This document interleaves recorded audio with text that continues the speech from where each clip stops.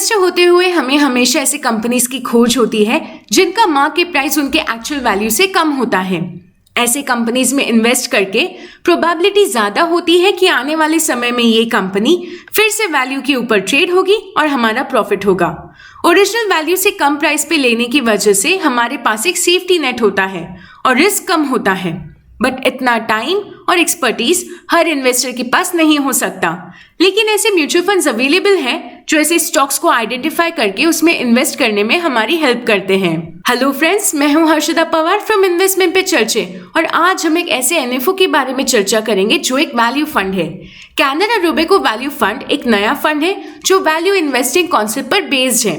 तो चलिए इस वीडियो में हम इस फंड की डिटेल्स को जान लेते हैं और इनमें डिस्कस करते हैं कि क्या ये फंड आपके लिए सूटेबल है। कैनरा रोबेको वैल्यू फंड का एनएफओ पीरियड 13 अगस्त से 27 अगस्त तक है। ये फंड 6 सितंबर से फिर से फ्रेश इन्वेस्टमेंट्स के लिए अवेलेबल होगा। ये fund open ended equity fund है जो वैल्यू इन्वेस्टमेंट कॉन्सेप्ट पर बेस्ड है। इस फंड का 65 to 100% allocation equity and equity related instruments, 0 to 35% debt and money market instruments, 0 to 10% REIT and InvIT units, 0 to 5% mutual fund schemes and 0 to 10% ETFs में invest होगा। इस fund का benchmark BSE 500 TRI index है। अभी हम इस fund के investing style के बारे में जान लेते हैं।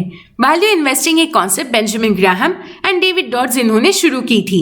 According to Benjamin Graham, intrinsic value ऐसी वैल्यू होती है जो किसी कंपनी के एसेट्स, अर्निंग्स, डिविडेंड और फ्यूचर प्रोस्पेक्ट्स को कंसीडर करती है। वैल्यू इन्वेस्टिंग स्टाइल में फंड मैनेजर्स किसी पर्टिकुलर स्टॉक को उसके इंट्रिंसिक वैल्यू से कम प्राइस पर बाय करते हैं। मतलब तभी बाय किया जाता है जब स्टॉक्स अंडर वैल्यूड हो। इस मेथड से मार्जिन ऑफ सेफ्टी बना रहता है और मार्केट के से इनएफिशिएंसी मतलब वैल्यू और प्राइस के डिफरेंस का बेनिफिट लिया जा सकता है। इन 3 पॉइंट्स पर मतलब intrinsic value, margin of safety और मार्केट इनएफिशिएंसी पर वैल्यू इन्वेस्टिंग कॉन्सेप्ट बेस्ड है। मार्केट में सेंटिमेंट्स यूफोरिया से पैनिक के बीच चेंज होती रहती है और इसी चेंजेस में हमें अपॉर्चुनिटीज देखने मिलती है। अपॉर्चुनिटीज को भी हम 3 कैटेगरीज में अलग सेपरेट कर सकते हैं। एक है मार्केट वाइड अपॉर्चुनिटी, जब ऑलमोस्ट सारे कंपनीज उनके रियल वैल्यू से कम प्राइस पर ट्रेड कर रही हैं। ये अपॉर्चुनिटीज कम होती है, जैसे पैंडेमिक के टाइम या फिर इंडिया में जब डीमोनेटाइजेशन हुआ था या फिर जब ग्लोबल रिसेशन हुआ। दूसरी अपॉर्चुनिटीज है सेक्टर स्पेसिफिक। ये फ्रीक्वेंट होते हैं। बिजनेस साइकिल के हिसाब से कोई सेक्टर हाई होता है और कोई सेक्टर लो। तीसरा है कंपनी स्पेसिफिक अपॉर्चुनिटीज। मैनेजमेंट में बदलाव या कंपटीशन बढ़ जाना या फिर नए रूल्स एंड रेगुलेशन की वजह से कोई एक कंपनी अफेक्ट हो सकती है और कुछ समय के लिए अनअट्रैक्टिव होती है। लेकिन अगर कंपनी फंडामेंटली स्ट्रांग हो तो कुछ समय के बाद फिर से नॉर्मल होती है और इनमें इन्वेस्ट करना अच्छा डिसीजन होता है। इन 3 वेज में अपॉर्चुनिटीज मिलती हैं और फंड मैनेजर्स पोर्टफोलियो में वैल्यू स्टॉक्स को ऐड कर सकते हैं। कैनरा रोबेको का इन्वेस्टमेंट प्रोसेस इस मेथड को ऑप्टिमाइज करता है।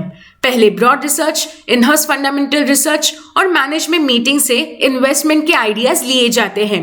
अच्छी मैनेजमेंट, बिजनेस की अंडरस्टैंडिंग और रियल वैल्यूएशन से पॉसिबल ऑप्शंस को स्क्रीन किया जाता है और finally regulatory limits, internal risk management और इन्वेस्टमेंट मैंडेट के हिसाब से फाइनल पोर्टफोलियो बनाया जाता है। पोर्टफोलियो के स्ट्रक्चर के लिए पहले फाइनेंशियल पैरामीटर्स और वैल्यूएशन टेक्निक्स के बेसिस पर अंडर वैल्यूड कंपनीज को शॉर्टलिस्ट किया जाता है। इन कंपनीज के रियल वैल्यू को बुल और बेयर मार्केट सिनेरियो में स्टडी करके सिलेक्ट किया जाता है। री रेटिंग ट्रिगर्स के बेसिस पर इन स्टॉक्स का वेटेज डिसाइड होता है और रिस्क और अपॉर्चुनिटी साइज को ध्यान में रखते हुए पोर्टफोलियो में ऐड किया जाता है। पूरे पोर्टफोलियो कंस्ट्रक्शन में क्वांट मॉडल यूज किया जाता है। अगर हम कैनरा रोबेको फंड हाउस की बात करते हैं तो इसकी लॉन्ग हिस्ट्री है। Canara Robeco asset management company limited एक जॉइंट वेंचर है कैन बैंक म्यूचुअल फंड और रोबेको ग्रुप का। ये जॉइंट वेंचर 2007 में हुआ। अगर हम और हिस्ट्री को देखते हैं तो 1987 में can bank mutual fund launch हुआ था और ये फंड हाउस इंडिया का सेकेंड ओल्डेस्ट म्यूचुअल फंड था। जॉइंट वेंचर के बाद भी इस फंड हाउस को 13 इयर्स हुए हैं। करंटली इस फंड हाउस का AUM 37,703 करोड़ रुपीस है और अक्रॉस कैटेगरीज इस फंड हाउस में 21.47 लाख इन्वेस्टर्स हैं। इस फंड के मैनेजर मिस्टर विशाल मिश्रा है जिन्हें इस फील्ड में 17 इयर्स का एक्सपीरियंस है।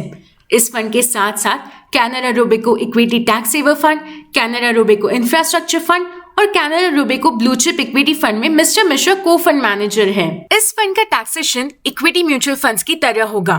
1 साल के अंदर रिडीम करने पर short term capital gain tax देना होगा जो कि प्रॉफिट्स का 15% होगा और 1 साल के बाद रिडीम करने पर long term capital gain tax देना होगा जो कि 1 लाख रुपीज से ज्यादा प्रॉफिट्स पर 10% होगा। इस फंड में मिनिमम 5,000 रुपीज से लमसम इन्वेस्टमेंट स्टार्ट कर सकते हैं और एडिशनल इन्वेस्टमेंट 1,000 रुपीज की कर सकते हैं। अगर आपको SIP के थ्रू इन्वेस्ट करना हो तो 1,000 रुपीज की मंथली SIP और 2,000 रुपीज की क्वार्टरली SIP शुरू कर सकते हैं। सेबी के रिस्क कैटेगरी के हिसाब से ये fund very high risk category में आता है। अगर हम सिमिलर वैल्यू फंड्स को देखते हैं तो last 1 year category average return 59.1% है एंड 10 ईयर रिटर्न 15.26% है। वैल्यू फंड्स रिस्क और रिटर्न्स में लार्ज कैप से ज्यादा और मिड एंड स्मॉल कैप से कम होते हैं। इनका परफॉर्मेंस ELSS फंड और फ्लेक्सी कैप फंड से सिमिलर होता है। अभी मोस्ट इंपॉर्टेंट क्वेश्चन, क्या ये फंड आपके लिए सूटेबल है? वैल्यू फंड ऐसे स्ट्रॉन्ग कंपनीज में इन्वेस्ट करता है जिसका मार्केट प्राइस सिर्फ कुछ समय के लिए रियल वैल्यू से कम है। इससे एक सेफ्टी मिलती है फ्रॉम रिस्क। कुछ टाइम के बाद मार्केट प्राइस फिर से रियल वैल्यू के क्लोज आता है और इन्वेस्टर को बेनिफिट होता है। ये स्ट्रैटेजी कंजर्वेटिव इन्वेस्टर्स के लिए सूटेबल है। जो इन्वेस्टर्स ज्यादा रिस्क नहीं लेना चाहते वो इस फंड में जरूर इन्वेस्ट कर सकते हैं। वैल्यू इन्वेस्टिंग में पेशेंस की परीक्षा होती है, इसलिए आपका इन्वेस्टमेंट होराइजन 5 to 7 इयर्स का होना चाहिए। ये फंड आपके पोर्टफोलियो में जरूर होना चाहिए बिकॉज इस फंड में इन्वेस्टिंग का मेन कॉन्सेप्ट है और साथ ही डाइवर्सिफिकेशन अलग अलग मार्केट कैप, सेक्टर्स और स्टॉक्स में है। हमारी सजेशन यही होगी कि आप इस फंड में SIP के थ्रू एंटर करें। उम्मीद है कि आपके सारे डाउट्स क्लियर हुए और अगर आपको ये वीडियो यूजफुल लगा तो इसे लाइक और कमेंट करना ना भूलें। इस वीडियो को अपने फ्रेंड्स और फैमिली के साथ भी शेयर करें। अगर आपको कोई सवाल पूछना हो तो आप कमेंट्स के थ्रू हमें पूछ सकते हैं। जल्दी वापस आएंगे एक नए फंड के साथ आपके लिए। Thank you.